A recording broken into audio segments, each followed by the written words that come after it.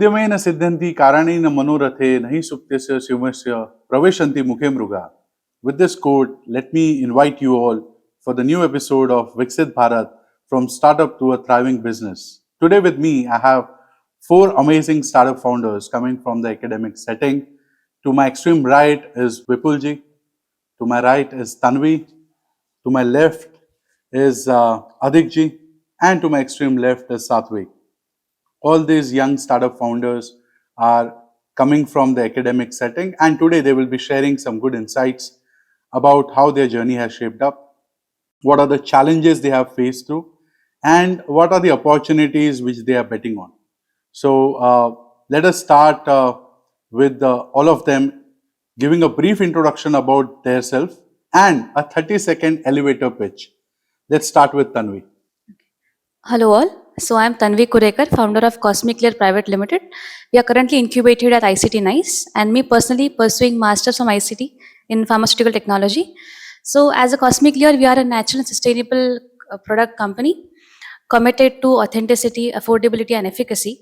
Our products are crafted to give good skin health and a wholesome beauty. Along with it, also respecting the planet. We are here to offer a clean beauty with dual efficacy. Let's go to Vipul. Hello everyone, this is Vipul Kushwaha. I am currently a professor at SPIT and I'm a startup founder as well. My startup is called Numerosity Technologies Private Limited, and my startup is about IoT, industrial IoT, and data analytics. And we develop products that simplify the processes, industrial processes for small to medium businesses. Let's hear from Adik. So I'm Adik Mewada. I'm the founder of Smokecode. So everyone uses a coding language. We've created our coding language for electronic devices, for embedded systems, and for IoT coding. Anyone who wants to, you don't need to type so much. Our coding language is graphical. It's very fast, and it's for industries. That's what we are building. Amazing. Let's hear from Satvik. Hello all, my name is Satvik Thakkar. I'm the founder of Six Ladders, and we specialize in bringing industry programs into academia. So we work with some big MNCs currently, such as Deloitte. Additionally, we're also launching a platform called Ladder One very recently, which is why I'm very happy to be doing this podcast right now. Ladder One helps students crack DSA and technical interviews. Very simply put. So we're a competitor to Lead Code, HackerRank, etc. Amazing. I think we have a great pool of startup ideas over here, and I think everything is rooted in a startup from the ideation perspective, right? So let's dig in deeper with each one of them to understand how this idea came to them. So let's start with Satvik. Yeah, sure. So initially, I think where we started, I think every journey starts off with a seed, right? So the seed for me started when I was working at media.net, and I used to go and recruit students for my team, right? And that's when I noticed that there was not a set platform to do all these things. Like you had WhatsApp groups, you had physical resumes, you had multiple platforms which were scattered around, which is why I came up with the idea of digitizing the placement process. So once we did that, we actually successfully onboarded 100 plus colleges on our platform, a lot of whom are our paying customers right now, and because of whom our business is sustaining right now. And after that, we noticed one more thing. We noticed that this is not enough for the students. Students need to be trained, and the companies need training programs within colleges as well. So we started focusing on training programs within colleges with MNCs. So the training costs get reduced on the company side. The students get trained with industry curriculum while they're in academia. And it's an overall win-win relationship for everybody. Okay, amazing. Great to hear that. Let's hear it from Adik. So how I got the idea? It was a summer when I was recruited in one company, in an engineering company where I was coding, and my boss used to just give a logic diagram on a sheet of paper and used to leave. My job is to write thousands of lines of codes based on that logic diagram, And I said, this is not something someone should do. And there were so many repetitive tasks that I had to do, and that is not something anyone should do. I said, we need a coding language that just accepts that logic diagram, and bingo, we just so it was my last year of diploma, and second year engineering. When I got into engineering degree, I just said, I don't want to wait till the degree ends. In the second year engineering itself, I want to develop this coding language, and we hired a few expert coders. They became my interns, and we just got started. We built it within a year. We got a prototype done within a year. After that, we rolled it out, and after that we started raising capital as well. So yeah, that's my story of how I got the idea. Uh, let's hear it from Tanvi. Yeah. So it just started with a thought that why are from my college itself, like why girls are running behind the instant beauty for just the sake of confidence. Like they can look beautiful as they are. Just they're keeping their skin health at the stake with using this all synthetic cosmetics and skincare things. So that's where, and me being from a pharma background, I actually know what all they are using and how harmful all the things are. So that's why I tried a bit on the formulation side by replacing all the synthetics that I've been used in all the skincare and cosmetic products. Mhm. And this is the way the basic idea of the product started. And now already we have given it to multiple of my college itself, and they are finding it way too like beneficial than the products they were using earlier. Okay, so let's hear it from Vipul. I always liked building things. While in college, I used to build prototypes and all. But I got introduced to industrial Internet of Things when there was a project by the Indian Railways wherein they wanted some fuel measurement system for their existing diesel locomotives. So this was something that got me introduced. So I actually went to the field to check how the things work, and then I could actually see the tank, like 5,000 liters of diesel. How does it move in a loco? So the train engine is called loco, and that is where the fuel is transported. Like the 5,000 liters of fuel that it carries, and there's a good chance of it getting like stolen, or there could be leakages. So there was a project wherein I had to develop a sensor that could keep track of this. So I developed a monitoring system, and I did a pilot program with the Indian Railways, and this is where I got introduced. And then this is what I actually started. This got me started into Internet of Things, and now this is what I'm actually building. Right. These days, I'm building a monitoring system itself. I think each one of them come from different flavor of their own beginning and the stories. Like someone started by pivoting around problem statement coming from a certain department. Someone coming with their own experiences. Someone being worried about what can happen to the other people, right? And someone coming from the with the whole point of that why should someone do monotonous work. So I think these are some of the pivotal reasons why startup founders think of solving problems, and it's great to hear this story from them. So uh, ये तो हो गई startup की बात, but अभी थोड़ा और deep dive करते हैं स्टार्टअप फाउंडर्स जो एकेडेमिया से निकलते हैं, because I also started up as a founder way back in 2010. I did an ed tech just after graduation, and I know the hurdles which come and along with it. So let's talk about the family issues around it. What was your perspective? How did they approach, or what was your feedback when you said that, oh, I want to become a startup founder? Because I believe you all had options to go for some placements, you had options to join an MNC or whatever. But what was their approach?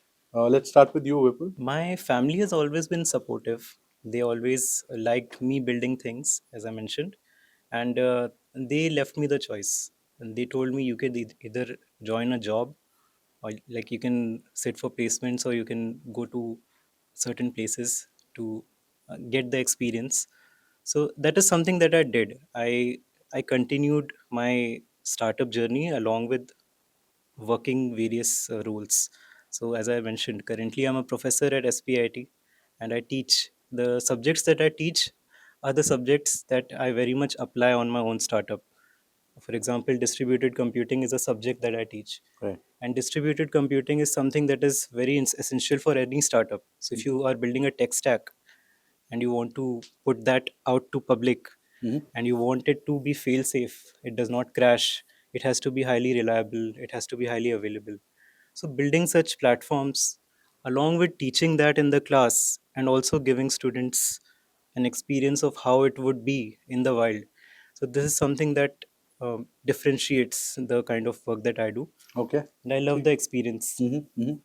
Okay, so fairly your parents did not, kind of oppose. Let's go to Tanvi, uh, Okay. who's currently, a MS master student, right? Yeah, I'm currently pursuing masters, and like now the thing has started in my house. Like initially it was like we'll be doing job right after the masters. I said no.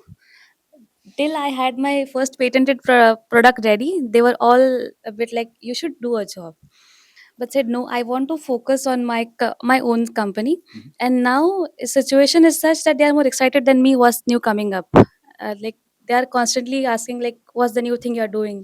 Mhm. They are more excited, and now I am having entire support from my family regarding my startup, and along with the family, my all the professors from the college as well. They are great support to me. Okay, nice. Let's hear it from Aday. Hmm.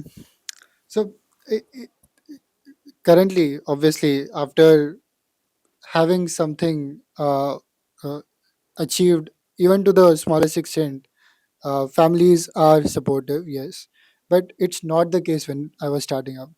The last thing they wanted is their middle class boy starting up, and they wanted me to run the house via by doing a job. Everyone was opposing, the family, the relatives, friends. Everyone just wanted that they just go and do job. Why? Because you need experience to do business as well, and you currently do need financial support as well.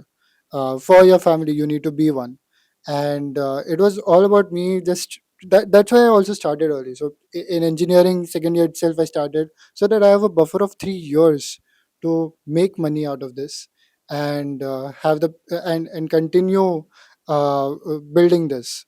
So just when I graduated, I had to appear uh, to a company. Like I got a placement which I didn't want to join at all. I just got it for my parents for namesake, but I did not join it then. uh, I told I first rejected the company, then I told my parents I'm getting good investor attention, and I want to pursue this. It will be a little harsh for some time, but yes, it should be better later. And then they gave me a very critical timeline of 3 months, and in the 3 months we found the customer, and we started growing from them. We didn't have to look back after that. But yes, till then the family was not so happy with what I Are they was now? doing. Are they now? They are very happy now. Very happy. Okay, let's hear it from Satvik.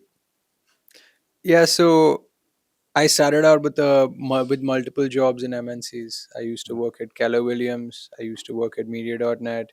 So by the time I was say like 24, I had saved up quite a decent amount of money as well. So I was, I had more autonomy from my family because I was supporting the family already. And of course, when I told my mom that I'm thinking about starting my own thing, she said, she was pretty, she was thinking about the nice salary that I was getting from my MNC. She was like, "You're going to let that salary go? Like you have so much in savings every month. Now you're going to be in the negative if you do your I startup." think I think you mentioned while we were interacting. She said, "Don't do startup. It should be business."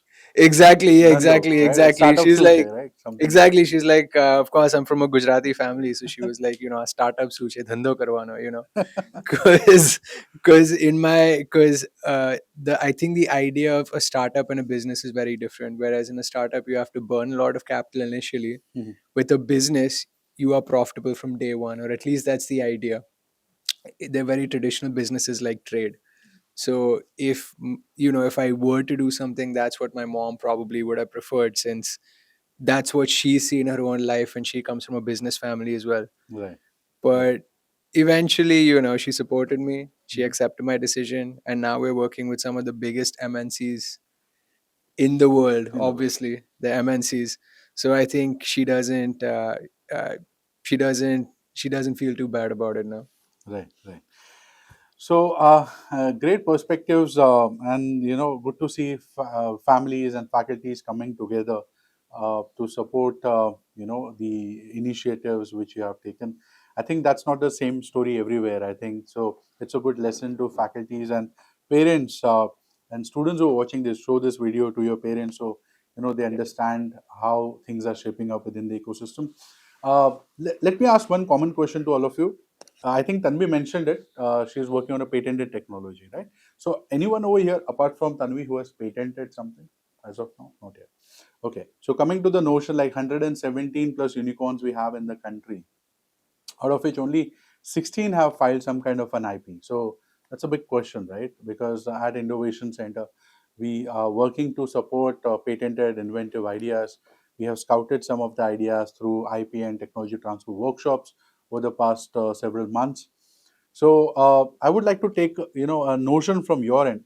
Though as of now you haven't filed any patents, but do you think there is some utility for us to file patents? Let's start with Tanvi, because so we get to know as to what are the what made you think that okay, you need to patent it, or other brands who are patented in this. I know pharma has a lot of patents. Yeah, pharma actually has a lot of patents. Patenting has one benefit to a mass is like they build a lot of trust on patented products. Like they feel कि हाँ only यही लोग बना सकते हैं और कोई नहीं बनाता तो ये अच्छा ही होगा. Mhm. ऐसा वो ट्रस्ट बिल्ड होता है. So in the product based trust building is the major thing Mhm. for patents.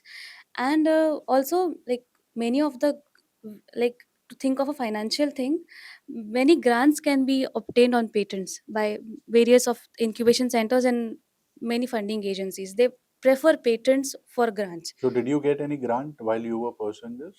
We have Or actually applied for certain grants with for our patents, and we are more three lined up patents in the pipeline for the same cosmetic formulations. how was your journey to file your first patent? Was it difficult or like a smooth ride? As like how what was the process? If you can quickly get us through. Okay.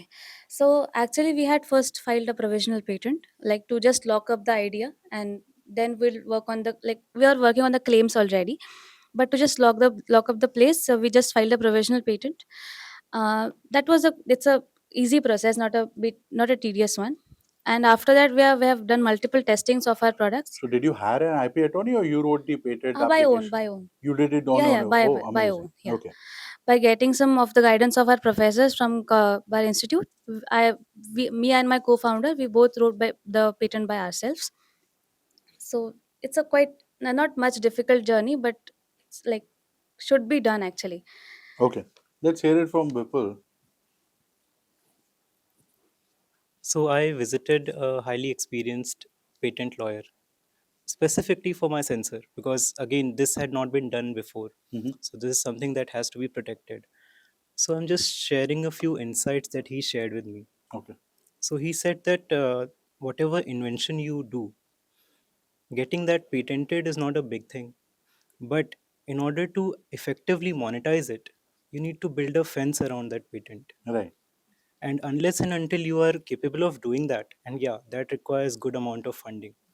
Because any person will make a few minor improvements and your patent is not valid anymore. Mhm.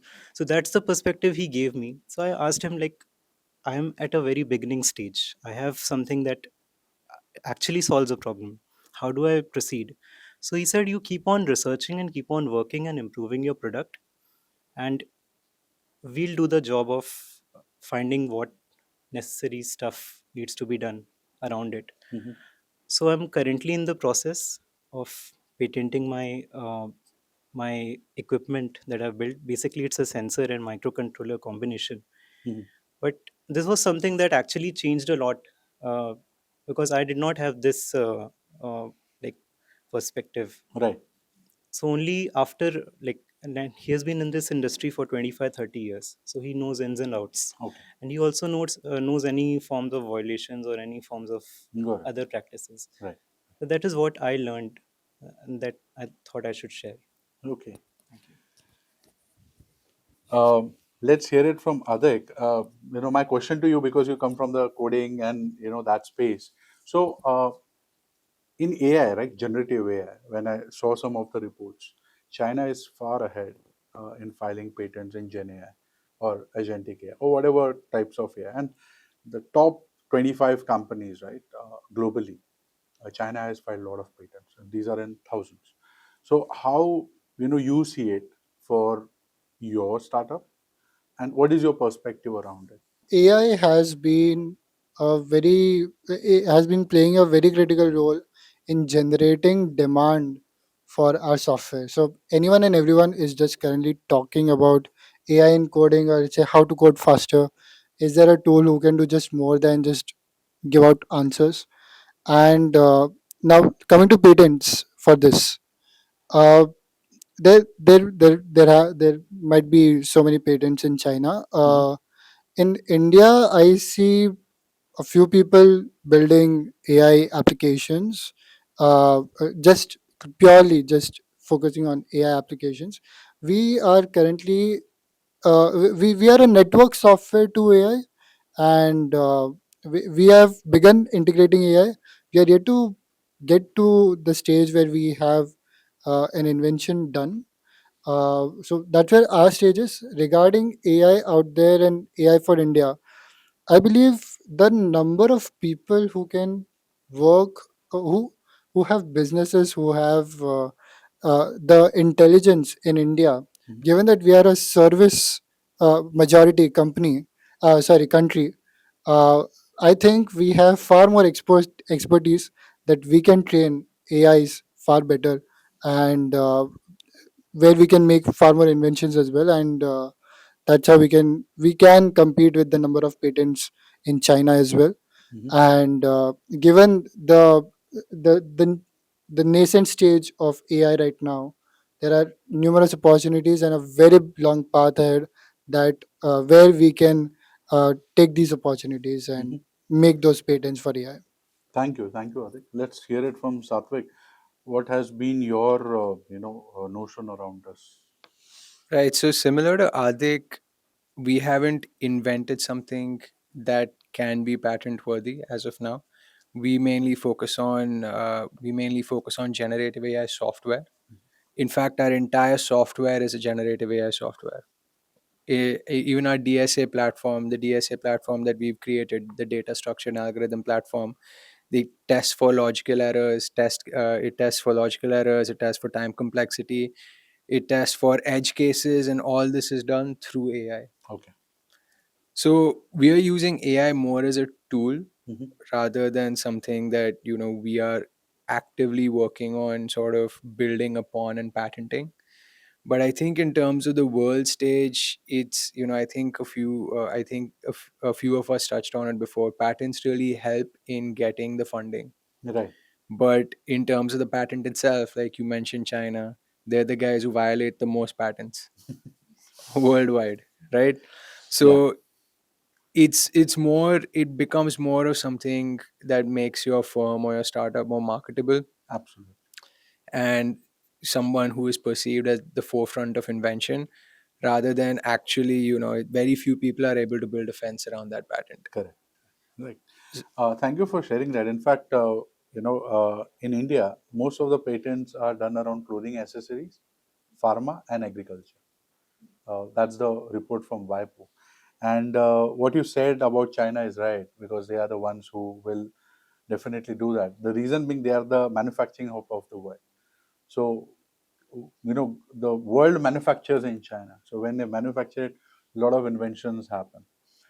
And that's why when you talk about trademarks or copyrights or patents are huge in China compared to the whole world. But I think you can do some IP, right? You can do copyright, you can do trademark. I mean, I don't know how many of you have trademarked your Yeah, no, brand. certainly. We have trademarked our brand. And, I think like it's a very interesting conversation because what Adik also said is we are more of a service based Correct. country, right? But eventually we will go more towards manufacturing, because I think that's a lot of what the PM is talking about, and a lot of our government policies are shifting in that Right. direction as well. And China has actually priced itself out, And the right? world is now eyeing to as a substitute for China.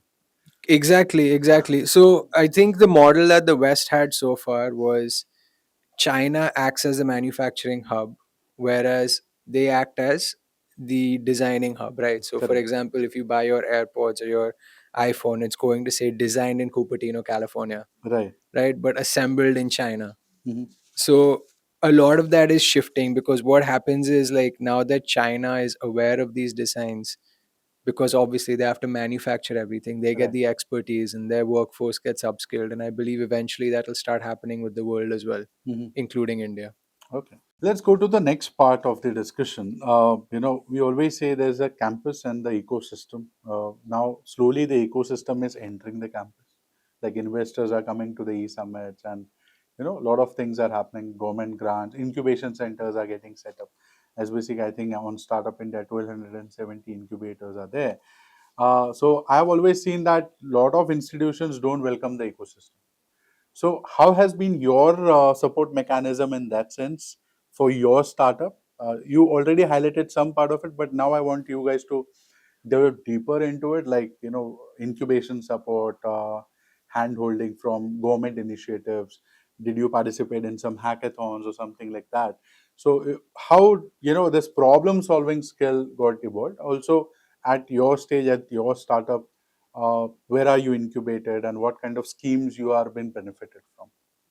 We can start with maybe Satvik. Sure, sure. So we are deeply, deeply embedded in the system. So I don't know if you have like over an hour, but if I actually had to give you a proper No, we answer, would this like would to hear go for in a two very hours. This brief. could be 2 hours long. Right. But honestly, our entire startup is about industry and academia, right? And if you go beyond industry and academia, you're talking about incubation support and funding as well. In fact, we were selected by the Startup India Seed Fund, which gives up to 50 lakhs in funding to a Right. lot of startup initiatives. So if anyone's watching this and they want to participate in that seed fund, they can participate as that for that as well. That gave us a huge boost initially Mhm. during our initial year, because we had that capital to sort of go out and do whatever we wanted to do and make whatever we wanted to make. Additionally, we also have angel investors. A lot of them come Mhm. from industry academia. Uh, and our programs are also about industry academia. So I'll give you an example, right? So one MNC came to us, a huge MNC, a multinational bank, in fact, and they said that, listen, we have very high attrition rates. We train these students for, like, say, 6 months, 5 months, and then they leave within a year. So our losses are very high. Correct.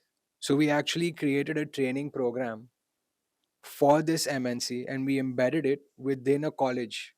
And now these students, they get credits while they get trained, so they are receiving industry experience. The company is uh, saving out on training costs, Mhm. because they're training the students while they're in college, and Right. they're increasing their brand awareness. And all this, was possible because of some of the incubators that we have linked up with and the connections we made with the colleges. Mhm. So, like I said, we are deeply, deeply embedded within the system. And honestly, we wouldn't be here if the system hadn't propped us up. Mhm. Let's hear it from Adik. And I am an entrepreneur who was in academics when I started. So it was so my first member of the team I got from my own campus. Now about the support. Now the numerous amount of support that's there right now regarding advices. Believe me, there's tens of advisors, tens or hundreds of advisors per incubator connected. And in general, just go to your principal and just tell him you need this advice. He'll connect you to anyone you want of any field. And so that is the our principal in SPIT from the college I belong. He's been the most helpful. He's gem of a person. So we have an incubator. We are fortunate to have an incubator since more than 7 8 years at least that I know of. So we are incubated. So we've received capital. We've received virtual incubation support. and we've received it from a numerous amount of places. Okay, via Startup India Seed Fund scheme, from our own incubator, from Bits Pilani's PIDS, via our own program of IIT Bombay's TIH, via virtual incubation from VJTI TBI, from Jain Incubator, from IIT Mandi's CPS Prayas program, and STPI, Software Tech Park India's, which is run by Maiti. That STPI has given us Chunauti 5.0 K through one funding as well. And this is so much that we have received from academics, from these institutions, and everyone loves young founders. So if you are in academics, you are the most attractive person in the room in terms of your age and the amount of things that you're doing. You should do things as well. Don't just come with the small age.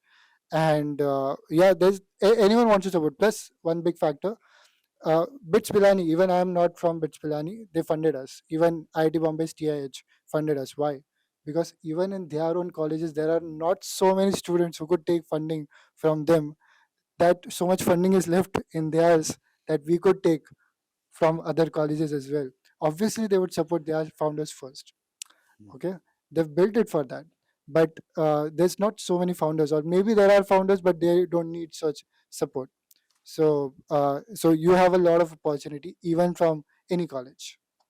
Right. Thank you so much, Adik. Let's hear it from Tanvi. Yeah. So similarly, what Adik said, I am also being the student and the entrepreneur at the same time. Along with me, my co-founder, we both started during our bachelor's days only, like final year of our bachelor's. So moving like ICT Nice, where I'm incubated, ICT's alumni network is like tremendous. Like we get a lot of support from the alumni network. Along with that, my actually my master's guide and then my mentor for the startup, both are like too supportive with the idea and with the all the work which we are doing. I see it nice as a incubation center have supported us with all the inputs regarding all our research which we do, the R&D part, by giving us all the facilities and the mentorship for the other support like marketing and etc. We have also have that support as well, vast support from ICT Nice. Mhm. Like so basically students who are willing to pursue entrepreneurship should start early during their academic days only, because they get a lot of support from institutions and institutions are eager to support budding entrepreneurs. Like it's a good idea to convert your project into some by modifying it something into a good thing which can scale up industrially so well, or a service which can scale up so well, which can be supported by the institutions where you are already studying or already pursuing something. Okay. Let's hear it from Bipul. Yes, it's true. I agree that academic institutions are the most important when it comes to supporting entrepreneurship. Because of these initiatives, like after you graduate, anyone will just go and start looking for companies, especially in tier 3 cities or tier 3 colleges. But what if those institutes themselves make you job creators or set you on the path to creating jobs? That's a very different and a very unique experience. This is something that I got to experience from my institute, the institute where I did my master's from. And they were very supportive. And because of them, I could participate in MSME hackathons, and we were also the finalists. So Oh. we were also able to like top 100 was their thing. 18,000 plus teams had participated, and we were in the top 100. So we got the government funding, like we qualified for it, and we are currently in the process. This would have not been possible if my institute had not supported me Mhm. or had not understood what I was doing, or because they had a close watch. So as I Mhm. mentioned the project earlier, I was doing it while I was in my masters. So my institute had an eye on what I was doing. So they only pushed me to participate in that hackathon because they had this idea that this real world concept that I've built, Mhm. this could qualify for a funding, and it did. So Okay. I find that its role is very crucial. Right. And at Ministry of Education, AICT Innovation Cell, what we are trying to do is we have Smart India Hackathon, which is one of the world's biggest hackathons. We have Innovation Design Entrepreneurship Bootcamp. right? It's a 5-day boot camp. Every year we are doing biannually. Then we have impact lectures through the Institution Innovation Council. As they say, catch them young. So we have started School Innovation Council. So earlier, faculties did not have platform to ask the management or pitch it to them that you want to do something innovative activity within the premises. But now they have that platform where they can say, okay, this is a ministry level event, we want to do it. So I think with 15,000 institution innovation councils within the country, 3 lakh students participating in the internal hackathon, right? I think we are doing a great bit of it, and I think we can do it much better and have much larger impact in coming years. In fact, ministries also collaborate for that initiative. So a lot of problem statements come from Ministry of Railways, from Jal Mission, and various other departments. So 17 ministries participated last year, and this year we're looking for many more such ministries to collaborate and give us a problem statements, because problems are everywhere, right? We need to Correct. connect the problem solvers with it. Okay, so let's move on to the next part, and the question is, what has been the biggest misconception of students, running a startup?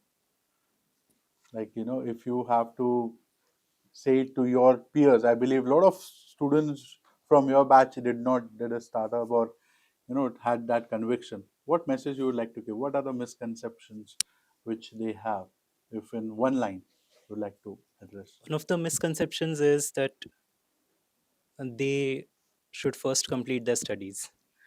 They should not start while they are studying. Okay, I think it's coming from societal Yeah, biases also. yeah. Okay. So it's about starting early, so you have your free time, the free time that you have in the leisure activities or any of the activities that you spend. You can chalk out or plan out the things during that time. That is what I suggest. Okay, Tanvi. Adding to what sir said, sometimes also students feel it's all fancy. Actually, it's not. We need to struggle a lot with the, like, it's a reality, and that's not Right. need to be thought of. Like, some of the friends currently in my masters have asked me, like, we are getting stipends for around 12.5 k. So we have funds around, like, we have saved for around 5 to 6 months. So can we start a startup now? Is it like, can we do that, or can you help us do that? But do, like, we need to build it properly. We need to plan it out in a proper manner, and it's not just all the fancy stuff. Let's hear it from Adek. Not just one sentence, two sentences. First, jobs are safe. So jobs are not so safe for you, at least not now, given the AI revolution. It's a 50-50 situation whether they are safe or not, and especially for typed, let's say for example, coding or content writing or such cases. First, so you might want to try entrepreneurship. Second is whether or not what you're building, whether you'll be successful or not. You will be successful. Thinking is a task. Not every thinking is overthinking. That is also a misconception. If you're thinking a lot, you want to do something big, good, you're thinking. Now think more and just plan it out, is two misconceptions. Yeah, I think I want to highlight what Tanvi said, really, right? That startups can be a struggle initially, because, for sure we struggled initially as well, right? When we started the company, I was living off my savings, and I think one of the misconceptions people have is, oh, I'll go out in the market, I'll raise funds, and I'll be this high flying startup. I'll be this big founder, articles written about me. Fortunately, I have had articles written about me. I'm sitting in this room with lovely people, but the struggle initially is real. So save up some money, certainly more than like 12.5K in stipends. So save up that money, and it's honestly a thankless job. Your customers are going to be at your throats, your investors are going to be at your throat, your employees will be at your throat to some extent, you know so really it's a thankless job, but there'll be a lot of pressure on you, and you'll have to deal with all that pressure. Now, why would you do it? Because you're born to do it. So if you're born to do it, you know who you are and go do it, because there's really no other way and nothing's going to fulfill you as much. Okay, let's go to the next segment where we'll have them have some confessions. Has been there any moment where you had failed pitches, tech mishaps, or campus challenges which you have faced through? Any one interesting you know accident or incident you would like to share with us? Yeah, this actually happened very recently. So we had a demo, a product demo with an MNC, Mhm. right? And this was a pretty big deal. This deal was like easily in the 8-figure deal, Mhm. right? Over the next this would be an 8-figure deal over the next few years. It was an RFP.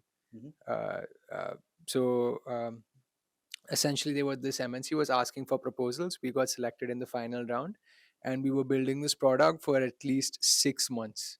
Mhm. So we get the team ready. Everyone has been rehearsing for the past week, Mhm. right? Going through the product run. I'm saying, okay, मैं ये screen पे जाऊंगा, तब तू ये बोलना, everybody Uh-huh. has been in sync. So the day of the demo, the morning of the demo, we run through the product and everything again. We get on the call. As soon as we get on the call, there are 18 people from that MNC on the call. And I'm talking about one of the biggest MNCs in the world. Mhm. So we start the call, everything is going perfectly. I'm like, yes, we are absolutely nailing this. They're also impressed. Like, one of the things that we did was our AI started talking in Gujarati for local languages. Mhm. Great party trick. And then the internet goes Oh.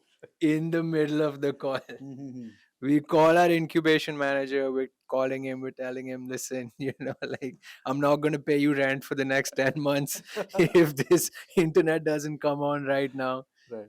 Ultimately we ended up doing the whole thing on a hotspot. Oh.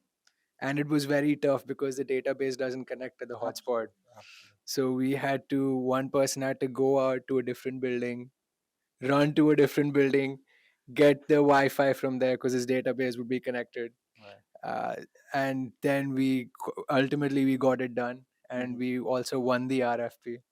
Oh, So congrats. Shabash. ultimately things Shabash. ended up So going in it's a, our it's a favor. roller coaster, right? Yes, Adik. So academics as well as business. Academics.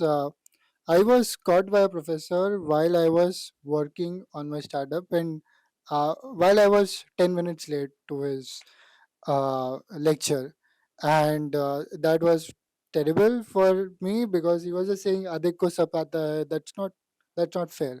So yeah. Anyway, he didn't do anything much, but yeah, that was something in academics. But these are just a few cases. In general, academics helps a lot. They all are very helpful to startups. There was one issue, one scenario about business. Um, so not doing a demo is the worst thing internally that you don't do before going to a meeting. And me going to a meeting and doing something and trying it out and it just doesn't work. It has happened so many times. And all we are and we've demoed it internally as well. Just on that day, some new feature they've developed that doesn't function well. That is a big mishap. That makes the other previous features, working features, also not working. Now that is also something. Now there's another thing that I like to share. At start, all we want to do is build the product. We don't worry about its quality or its 100% stability. Now that is something a big failure as well. You've made the plane, it works as well, but only a few times, or maybe it crashes after flying. That is not uh, uh, that is also something of a I mishap. think that connects with the final year projects as well. Eh? On the final day, when you Yes. have to exhibit, and that's the particular time when the external comes and he watches and it's not working. So Yeah. I think every student listening this podcast would connect. Yeah, and the very small and not so feature rich products will win Hmm. over the Right. feature rich product. Yeah. We can connect to that. Tanvi will listen from you. What has been your experience? So recently we have some interns working for our R&D thing. Mhm. So like they are so excited for building the products and they want to try new formulations every day. Like I've told them twice and twice size, like focus on one at least, but they are so enthused, like no, we'll do this, we'll do that. Okay, try, try. I'll let you know. I'll tell you when you need to work on that. But managing the interns is a challenging thing. I'll mention on that challenging part. Mhm. Managing them is a real challenge for me right now. And just letting them ki हाँ करो करो pace पे करो, but focus on the quality as mentioned by Arik. Right. Vipul? Similar embarrassing story as Satvik mentioned. So I had this prototype ready, the fuel monitor, and we had attached it to the locomotive, Yeah. and the locomotive was set to go to Goa. And everything is done. We had even like it was still on the breadboard, so that was just a proof of concept, a prototype. And we had all the best power banks and everything, and we had attached it. We had even weather sealed it. So we Mhm. built a wooden box and then we taped it around, and then we did a lot of things from our end that we Mm. could do. Now this is an Internet of Things ka device, so it has internet in its name. Mm.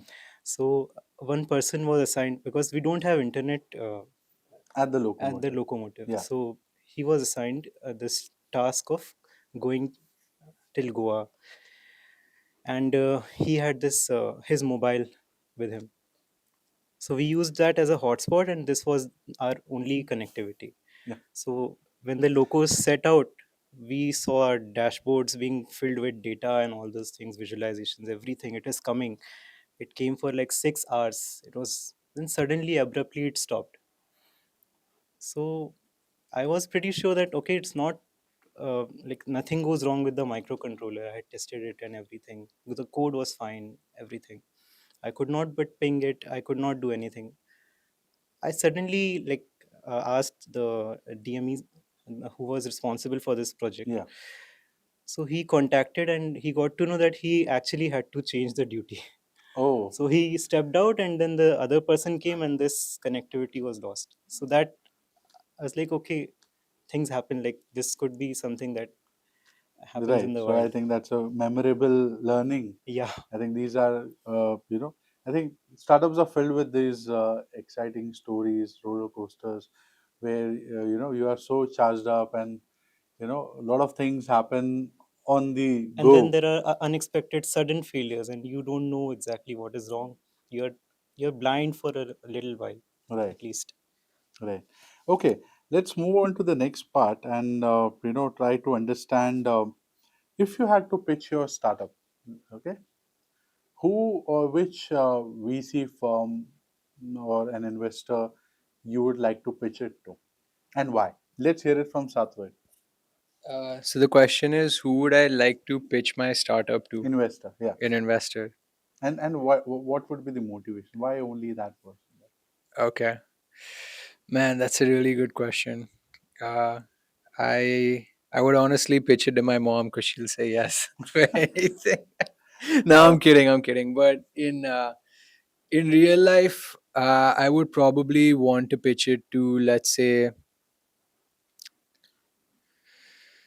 man. Even I need to think about this one. Mm-hmm. Do But you if have you an have to answer in take a mind? shot, Do you well, have if an answer? you, Okay, if you have an, I'll give it after you. yeah, Uh, for many of the founders of the world, investment is a very big thing, and they always love to have the biggest investors. I am a little different. I see investment as a need, not as a want. If my business needs it, okay. If it doesn't, I don't need an investor. I don't want an investor. So basically, I don't have an investor in mind.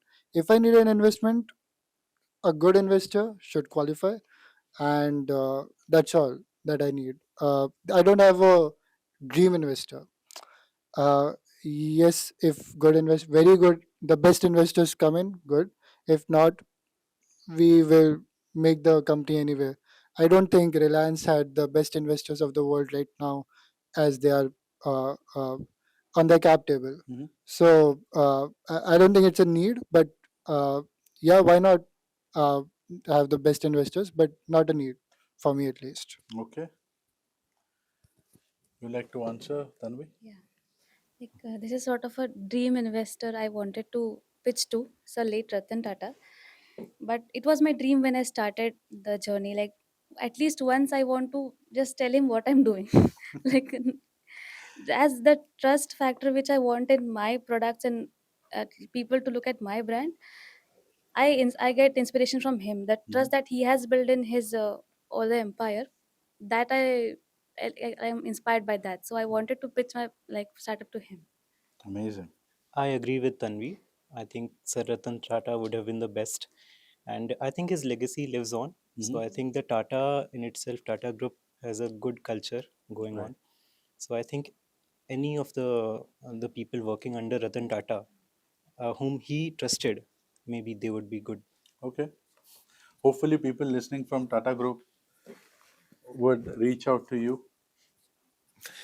But yeah, I think I agree with what Adik said mostly. Like, investment is usually not, unless you're a startup who's chasing valuations, it's not something that you actively want to do because you built this startup from the ground up, that every percent is, so you get so attached to it, it hurts to give away. So, you usually bring in investors when you need it, and everybody's money is green. Let's come to the conclusion of this session. I will give you guys 1 minute each around to talk about Viksit Bharat and how the young entrepreneurs or campus founders who are listening to this podcast, or faculties, or policymakers, or any person, from your perspective, what cumulatively could be done, and what is your vision by 2047? How you see India shaping up? So your message to the world.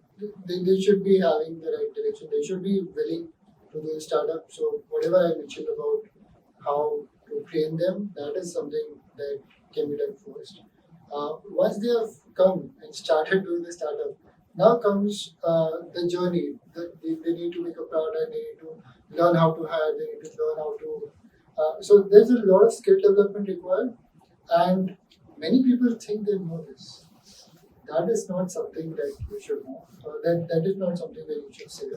You should go sit with entrepreneurs and just ask them one simple question: What problems do you face till now? And just tell me those problems. Just keep telling me those problems. Anytime you get an hour with an entrepreneur, just keep asking them this question: What would you like me to surely do or surely not do? Okay, that is something that I always ask every entrepreneur. And believe me, the mistakes that they make, you will never know. And that's the best way. Then there's the entire ecosystem. This is the right time because the ecosystem is so good right now. Agriculture, I just heard from one incubator in agriculture. One incubator is looking for startups. They are not even getting startups for funding. Correct. They are funding very basic projects now just because they are not getting well developed. You need to start early. Like don't keep thinking on I'll start. Start early, and the most important thing is hang in there. You need time to actually move, like get the proper pace. But you need to have those patience to hang in there and face all the struggles which are in the startups as well. Yeah, all the support is there from the government as well, the institutions and all the incubation centers. But we need to focus on making it more sustainable, and then rather than running behind valuation, make it more thriving, and like you need to get it to a long way. That's what I want to say. So Jaya Anusandhan, mostly it means research. Anusandhan means research. Am I right? Yeah.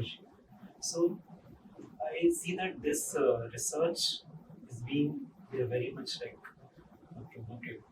So I find that the government should make more initiatives in the research, bringing out new researchers, or maybe uh, running certain schemes or certain programs so that more researchers come up. Because when we have good researchers, then we can actually develop our own technologies so that we don't just become a manufacturing hub like China, as earlier mentioned. So if we have our own technology, our own IP, as you mentioned earlier, then we can be a superpower because we will then be self-sufficient. We have the workforce, we have good skilled people, just need to work more towards these research initiatives. To add to what you said, we have seen that happening in recent time. You know, the Akash Steel project of Ministry of Defense, which helped in the recent Operation Sindhu, right? Which was always thought that only Iron Dome was with Israel, but we were able to pull it off in style. So, Ministry of Defense has now started exporting, like from being getting these imports to manufacturing here. Initiatives like IDEX have been supporting defense-related startups, and I think that big shift is happening. So, as you rightly said, having IPs rooted with research, and when you pointed out the other aspect, earlier about having the entrepreneurship education aspect. So identifying the students early, I think is something which we need to start off with. Also support for deep tech startups. Yeah. Deep So- tech startups very necessary. Correct.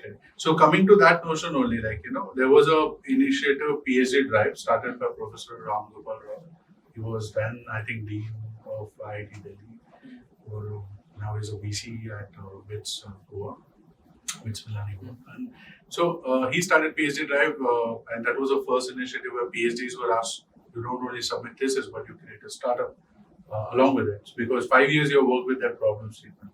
So there should be some commercial value to it. Can we bring that to bachelor's and undergrad programs or PG programs? And as you rightly said, not just giving degree certificate. If someone has done a patent while he was in school or college, why not mention that in the degree certificate? Because that is also an inventive step which he has taken. Not everyone comes up with inventive ideas. So I think when invention is also, respected and rewarded, I think more of this automatically will start coming. Having faculties in campuses who are entrepreneurs can also make a big shift, right? Because I think where we are sitting in Sardar Patel Institute of Technology, it's a very thriving entrepreneurial ecosystem. And I find very few institutions having that kind of a, setup. So where, that entrepreneurial thought process thrives and is discussed over the, different podiums. So I think, Satvik, we are yet to hear from you. Yeah, I think it's a great question. I believe we are moving towards development and the status of a developed nation. I think we recently surpassed Japan Right. in terms of GDP. So we are the fourth biggest GDP in the world. However, our GDP per capita is still very, very less compared to the rest of the world. True. I believe we're only sitting somewhere in the mid $2,000 range, which is peanuts in the Western world. Yeah. I believe what can really benefit us is investment in, as Vipul was saying, research, R&D, and education, because that's the base. That's the base where skills are made. That's the base where ideas are created. That's the base where our youth is molded. Since we have such a large demographic dividend of young people, Right.